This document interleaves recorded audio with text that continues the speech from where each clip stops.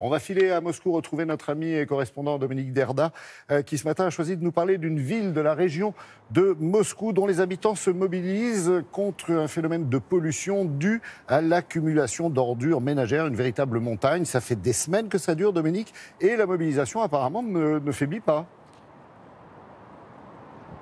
Oui, bonjour Laurent, ça se passe à Volokolam, c'est une ville de 20 000 habitants environ, à une centaine de kilomètres au nord-ouest de Moscou. Et à côté de cette ville, depuis des années déjà, il y a un petit dépôt d'ordures qui jusqu'à présent ne créait pas de nuisance particulière. Mais voilà que depuis le mois de décembre, les habitants de Volokolam ont vu arriver des camions par dizaines tous les jours qui ont commencé à déverser là des tonnes et des tonnes de déchets en provenance de Moscou, la capitale. Et très vite, l'air est devenu irrespirable. Les gens ont commencé à avoir des problèmes respiratoires, des problèmes de peau, les adultes, mais aussi les enfants. Et depuis un peu plus d'un mois maintenant, eh bien, les habitants de Volokolam se manifestent. Ils réclament la fermeture de cette décharge. C'est ce que vous allez voir dans ce reportage réalisé avec Denis Lepov et Volodya Sidorov.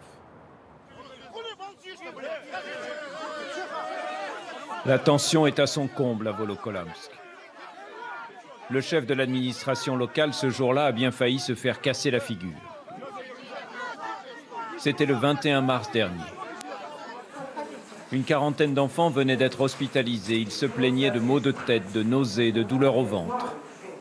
Il n'en fallait pas plus pour déclencher la colère de leurs parents et d'une bonne partie des habitants de cette ville de 20 000 habitants, à une centaine de kilomètres au nord-ouest de Moscou.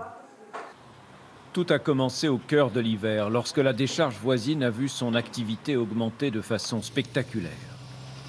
Un autre dépôt d'ordures venait de fermer ses portes sur ordre du gouvernement. Du coup, les autorités ont décidé de déverser ici encore plus de déchets en provenance de la capitale.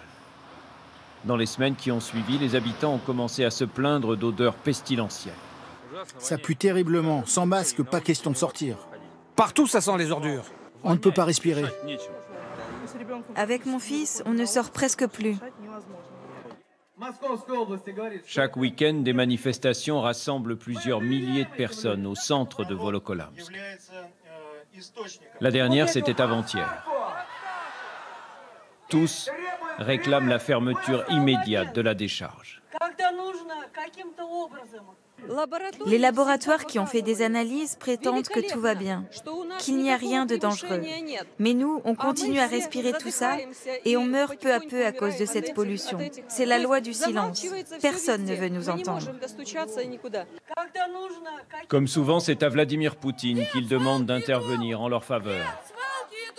Tout juste réélu, avec plus des 2/3 des suffrages, le président russe apparaît aux yeux de bon nombre de ses concitoyens comme le seul capable de les défendre face à une administration qu'ils perçoivent comme inefficace et souvent corrompue. Ouais, Vladimir Poutine qui connaît là sa première crise locale après son élection, Dominique. Et il reste, cela dit, au-dessus de la mêlée. Et on l'appelle à l'aide, on vient de l'entendre. Oui, absolument. Vous savez, il y a un peu plus d'une semaine, Laurent, il y a eu un terrible incendie dans la ville de Kemerovo, dans un centre commercial. C'est au sud de la Sibérie. Il y a eu une 60aine de morts, dont une quarantaine d'enfants. Et Vladimir Poutine s'est immédiatement rendu sur place dès le lendemain. Pourquoi ? Eh bien, pour consoler les familles et aussi pour punir les coupables. Et c'est exactement ce qui s'est passé, puisque plusieurs responsables locaux ont été mis en prison et le gouverneur de la région vient tout juste de démissionner. Et ce n'est pas nouveau, il y a tous les ans en Russie, une fois par an, une grande émission de télévision dans laquelle Vladimir Poutine répond en direct à ses concitoyens qui l'interpellent. Alors tout cela évidemment est très mis en scène, les intervenants sont choisis soigneusement, mais ça contribue à donner du président russe l'image d'un homme qui à la fois n'est pas responsable des malheurs qui accablent ses concitoyens, mais aussi un homme qui est le seul à pouvoir réellement leur venir en aide, une sorte de bon tsar qui vole au secours de son peuple et qui punit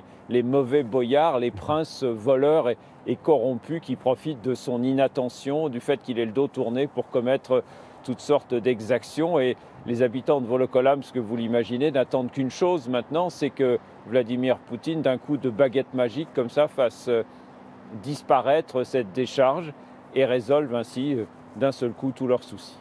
Merci beaucoup Dominique, passez une belle journée. Et à ce propos, si l'on peut dire, on évoquera la mort de Staline tout à l'heure avec Frédéric Gersal à l'occasion de la sortie du film du même nom, La mort de Staline d'ailleurs, qui fait grincer des dents en Russie, chez Dominique Derda.